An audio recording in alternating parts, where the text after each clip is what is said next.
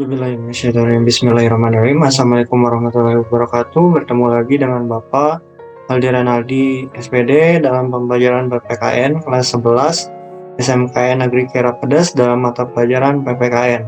Bagaimana kabar kalian? Mudah-mudahan kalian selalu dalam keadaan sehat, walafiat, dan semoga pertemuan kita ini diberkahi oleh Allah Subhanahu wa Ta'ala. Nah, setelah kita membahas pembelajaran PPKN di bab sebelumnya, mari kita beralih ke bab yang kedua, yaitu tentang sistem dan dinamika demokrasi Pancasila. Nah, dalam hal ini, mari kita mulai. Nah, di sini sistem dan dinamika demokrasi Pancasila. Mengenai sistem dan dinamika demokrasi Pancasila, kita harus menitik beratkan kepada kata demokrasi Pancasila. Apa sih yang namanya demokrasi? Lalu, sejauh mana kita mempelajari tentang sistem, mekanisme, dan apa saja sih yang biasanya terjadi dalam sistem demokrasi Pancasila tersebut?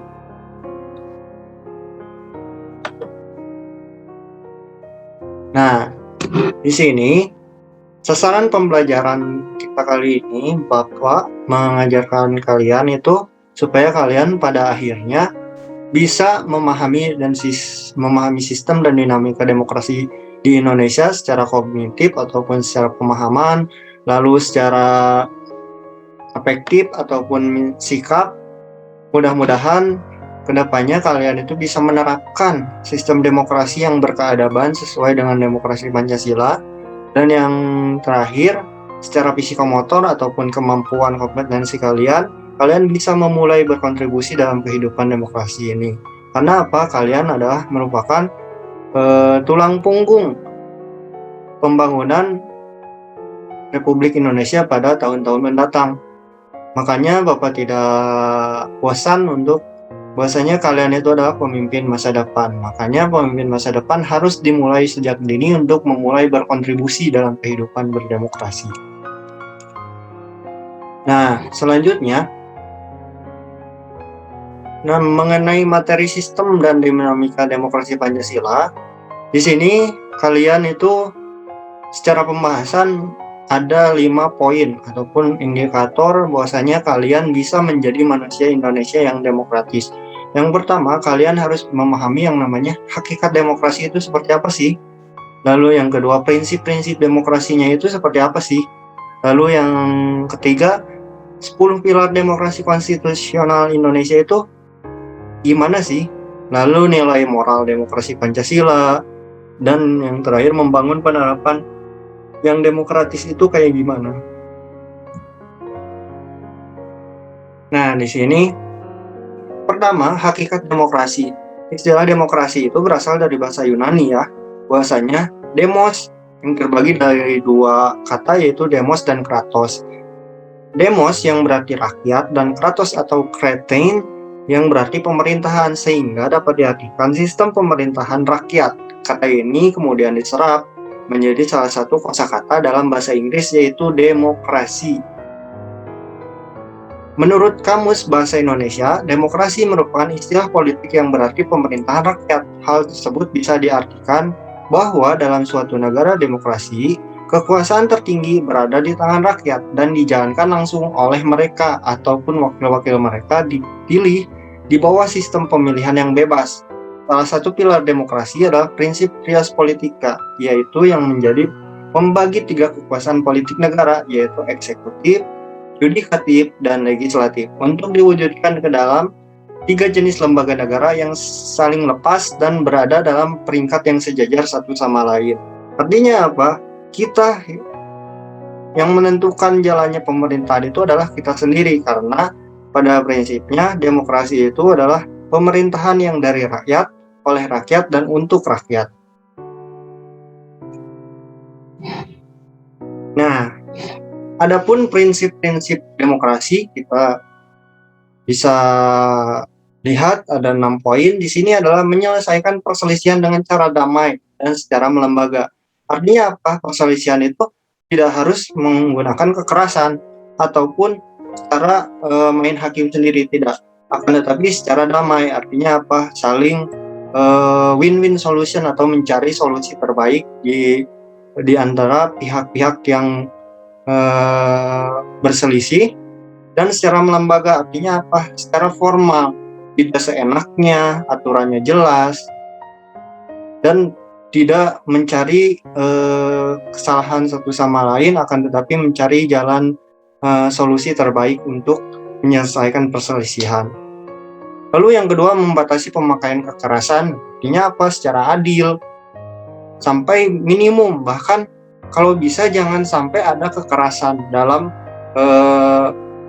melaksanakan prinsip demokrasi. Yang ketiga, menjamin tegaknya keadilan. Artinya apa? Kalau misalnya secara damai, secara melembaga, secara teratur, jelas bahwasanya apa? Semuanya tidak dibeda-bedakan ataupun tidak seenaknya sendiri satu sama lain. Yang keempat, mengakui serta menganggap wajar adanya keanekaragaman. Nah, disitulah salah satu indikator prinsip demokrasi, yaitu mengakui keanekaragaman. Kita berbeda karena perbedaan itu adalah suatu keniscayaan, sementara merupakan keharusannya adalah itu satu. Karena dalam istilah negara kita pun mengenal yang namanya Bhinneka Tunggal Ika, atau berbeda-beda tetapi akan tetap satu. Bahkan ada peribahasa, bersatu kita teguh, bercerai kita runtuh. Nah, itu harus kalian menjadikan prinsip dalam kehidupan berdemokrasi. Lalu menyelenggarakan pergantian pimpinan secara teratur. Jadi sudah jelas ada aturannya. Aturannya pun tidak dibuat semena-mena, akan tetapi sesuai dengan kaidah-kaidah etika, moral, hukum, dan lain sebagainya.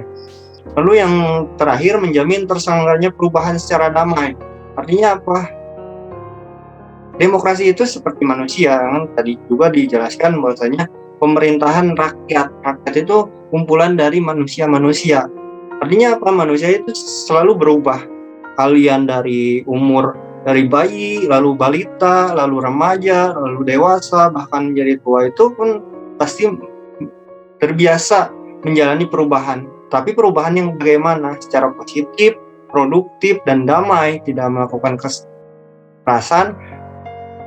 Nah, maka itu juga masyarakat itu selalu berubah, tetapi perubahannya itu apakah menjadi lebih baik ataupun menjadi lebih buruk. Nah, itulah harus dijamin terselenggaranya perubahan secara damai.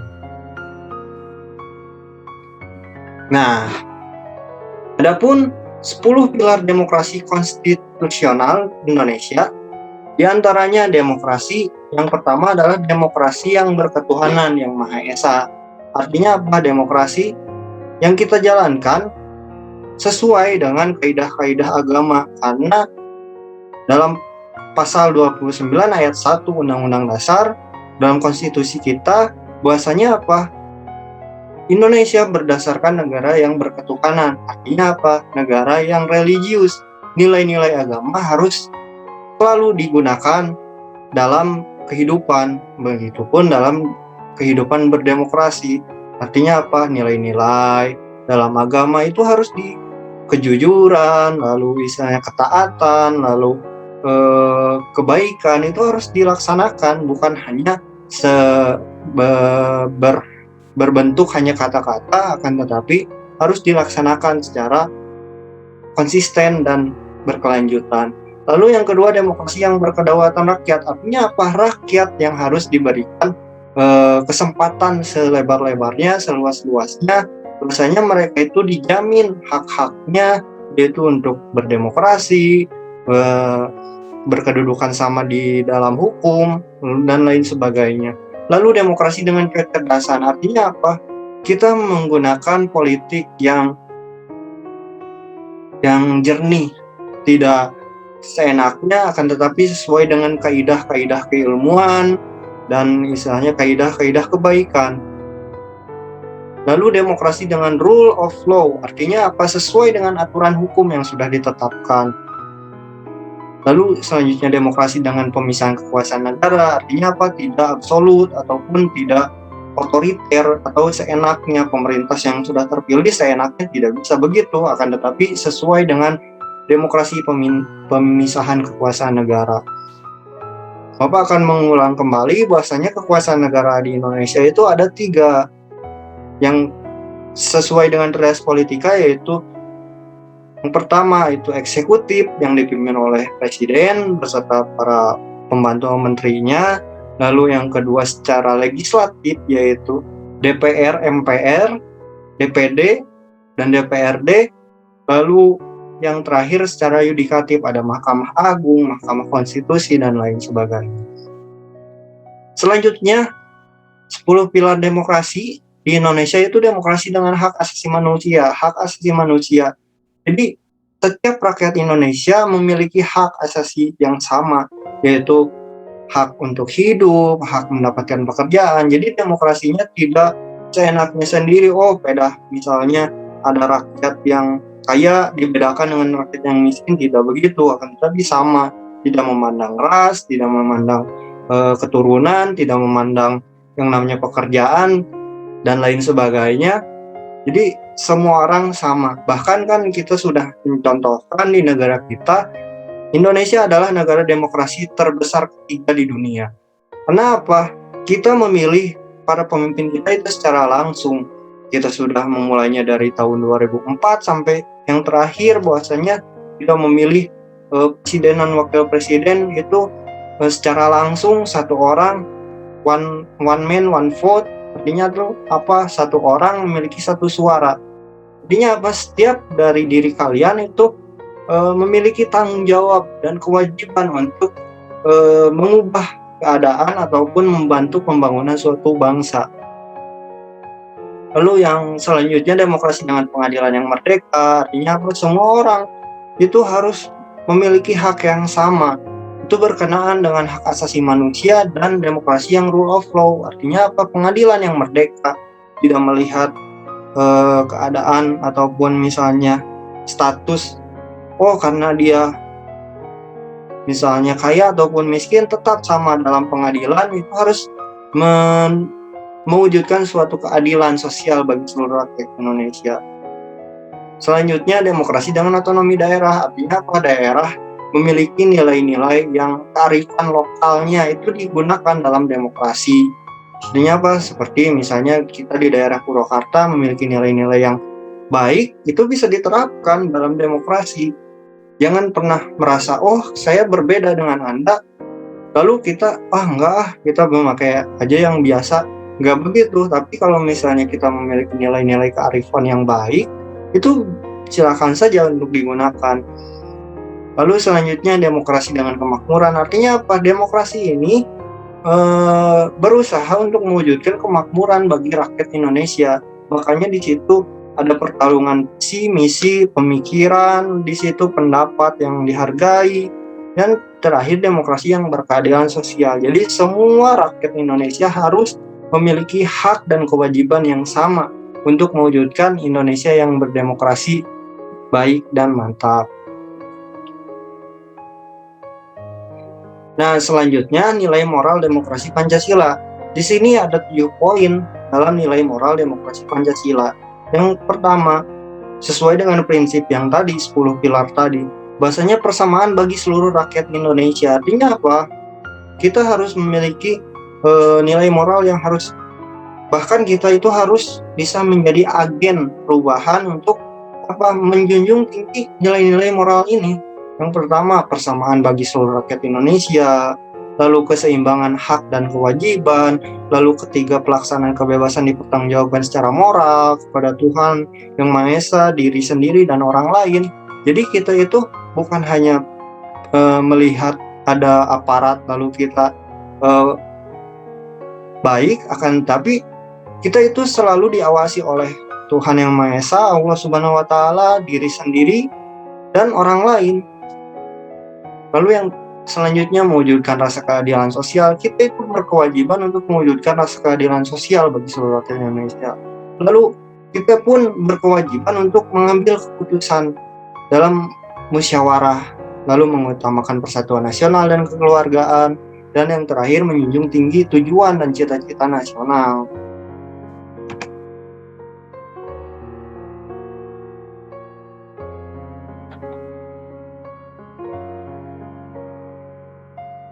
Nah, di sini terakhir membangun penerapan yang demokratis. Nah, membangun penerapannya itu harus dimulai dari kita, dari hal yang paling kecil dan hal yang mulai dari saat ini. Artinya apa? Kita itu harus menjunjung tinggi ataupun berusaha secara keras mewujudkan persamaan kedudukan di muka umum.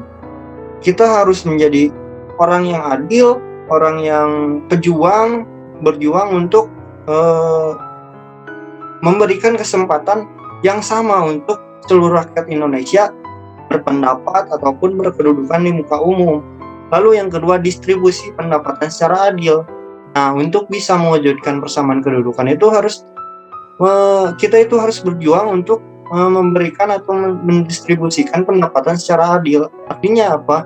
Pendapatan rakyat Indonesia itu jangan terlalu timpang. Kita itu harus berusaha keras untuk menghilangkan ketimpangan pendapatan di sekitar kita ataupun dari hal-hal ataupun daerah yang dari kitanya sendiri. Misalnya tetangga kita, kalau misalnya ada tetangga yang kekurangan kita bantu, maupun sebaliknya, atau kita misalnya perlu dibantu, orang yang tetangga kita itu harus peka terhadap kita.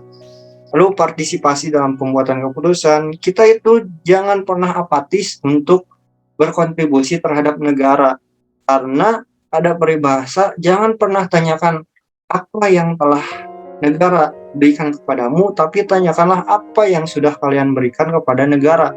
Dan yang terakhir, kita itu kan sudah secara konstitusi diberikan kebebasan di pasal 28 itu, bahasanya apa?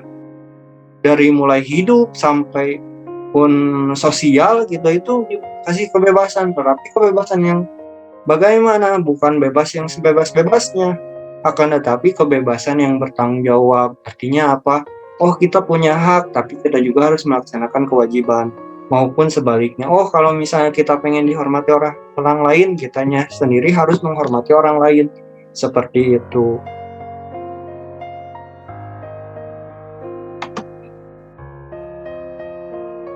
Nah, sekian materi yang bisa Bapak sampaikan. Sekian dari Bapak, mohon maaf apabila ada kekurangan atau adapun kekurangan pasti dari diri Bapak, kelebihan pasti dari Allah. Subhanakallahumma wa bihamdika asyhadu an la ilaha illa anta astaghfiruka wa atubu ilaik. Wabillahi taufiq wal hidayah. Wassalamualaikum warahmatullahi wabarakatuh.